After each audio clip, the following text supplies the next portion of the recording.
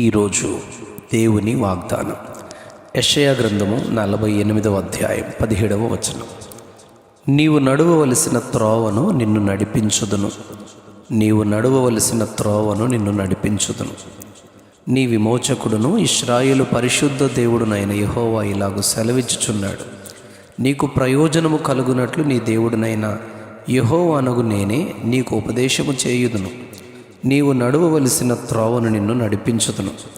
నీవు నా ఆజ్ఞలను ఆలకింపవలెనని నేనెంతో కోరుచున్నాను. ఆలకించిన ఎడల నీ క్షేమము నది వలెను, నీ నీతి సముద్ర తరంగముల వలెను ఉండును. నీ సంతానము ఇసుక వలె విస్తారమగును, నీ గర్భఫలము దాని రేణువుల వలె విస్తరించును.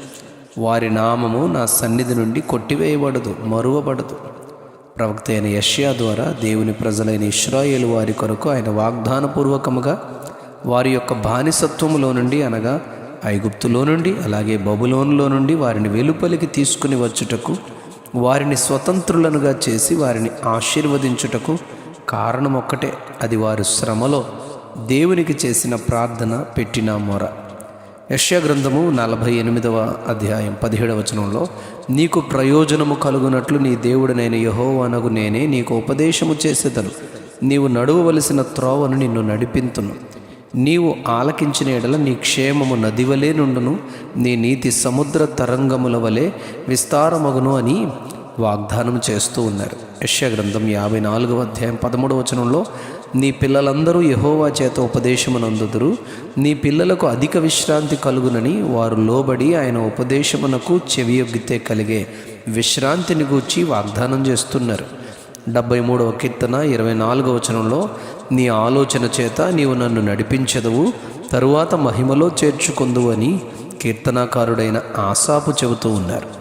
మీకా గ్రంథం 4వ అధ్యాయం 2వ వచనంలో ప్రవక్త ఇలా అంటారు, ఆయన తన మార్గముల విషయమై మనకు బోధించును, మనం ఆయన త్రోవలలో నడుచుకుందాము అని అన్యజనులందరూ ఆయన మందిర పర్వతమునకు వచ్చేదరు అని చెబుతూ ఉన్నారు. 25వ కీర్తన 9వ వచనంలో, న్యాయ విధులను బట్టి ఆయన దీనులను నడిపించును, తన మార్గమును దీనులకు నేర్పును, వాడు కోరుకొనవలసిన మార్గమును ఆయన వానికి బోధించును, అతని ప్రాణము నెమ్మదిగా ఉండును, అతని సంతానము భూమిని స్వతంత్రించుకొనును అని ఆయన బోధను అనుసరించే మార్గములో నడిచే వారి ఆశీర్వాదాన్ని ప్రభు ప్రకటిస్తున్నారు.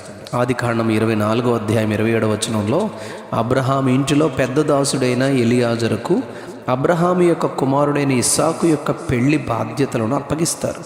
తాను అరమ్నా హరాయిములోనున్న నాహోరు పట్టణము చేరి సాయంకాలమందు స్త్రీలు నీళ్లు చేదుకొని వేళకు ఆ ఊరి బయట తాను ప్రయాణం చేసి వచ్చిన ఒంటెలను మోకరింపచేసి ప్రార్థించాడు.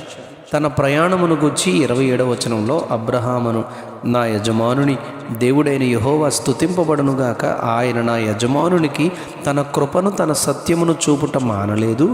నేను త్రోవలో ఉండగానే యెహోవా నా యజమానుని బంధువుల ఇంటికి నన్ను నడిపించనని రెబ్కా తన ఇంటికి తీసుకుని వెళ్ళినప్పుడు కుటుంబాన్ని గూర్చి ఇలా మంచి సాక్ష్యము ఎలియాజరు చెప్పారు. అవును, ఆయన యొక్క ఉపదేశానుసారముగా బోధింపబడిన మార్గంలో త్రోవలో నడిచిన వారు తప్పక ఇలాంటి సాక్ష్యాన్ని ఎలియాజరు వలె చెప్పగలుగుతారు. నిర్గమాకాండం 23వ అధ్యాయం 20వ వచనంలో, ఐగుప్తులో నుండి బయలుదేరిన దేవుని ద్వారా విమోచింపబడిన జనాంగమైన ఇశ్రాయేలు వారిని గూర్చి ఆయన చెబుతూ, ఇదిగో త్రోవలో నిన్ను కాపాడి నేను సిద్ధపరిచిన చోటుకు నిన్ను రప్పించుటకు ఒక దూతను నీకు ముందుగా పంపుచున్నాను అని, వారు చేరవలసిన చోటైన పాలు తేనెలు ప్రవహించు దేశమైన కనానుకు చేర్చడానికి ఆయన వారు నడవలసిన త్రోవ కొరకు దూతను నియమించారు. కనుక ఆయన సన్నిధిని జాగ్రత్తగా ఉండి ఆయన మాట వినవలను, ఆయన కోపము రేపవద్దు అని దేవుడు వారిని హెచ్చరించాడు. నిజము, ఆయన ప్రయోజనము కలుగు మార్గములో మనలను నడిపిస్తారు. అయితే ఆయన ఆజ్ఞలను ఆలకించి నడువవలసిన మార్గమును నడిపిస్తున్న దేవుని వెంబడిస్తే క్షేమము నది వలెను, నీతి సముద్ర తరంగము వలెను ఉంటుంది. అది ఆయన వాగ్దానం చేస్తారు. మత్తయి సువార్త 2వ అధ్యాయం 2వ వచనంలో, తూర్పు దేశపు జ్ఞానులను బెత్లెహేములో యేసు పుట్టిన చోటికి నడిపించుటకు నక్షత్రమును సిద్ధపరిచిన దేవుడు. వారు హేరోదును దర్శించి యేసు యొక్క పుట్టిన స్థలము ఎక్కడని అడిగి వారికి తిరుగు ప్రయాణములో మరలా హేరోదు నొద్దకు వెళ్లకుండా 2వ అధ్యాయం 12వ వచనంలో మరి యొక్క మార్గమున వెళ్ళుటకు స్వప్నము ద్వారా ఆయన వారిని నడిపించారు. అవును, ప్రయోజనకరమైన క్షేమకరమైన మార్గంలో ఆయన మనలను నడిపించు దేవుడై ఉన్నాడు. మనమును నమ్మి ఆయన నడిపించే త్రోవలో నడుచుకునే కృపను ఆయన నుండి పొందుకుందుముగాక. Amen, amen, amen.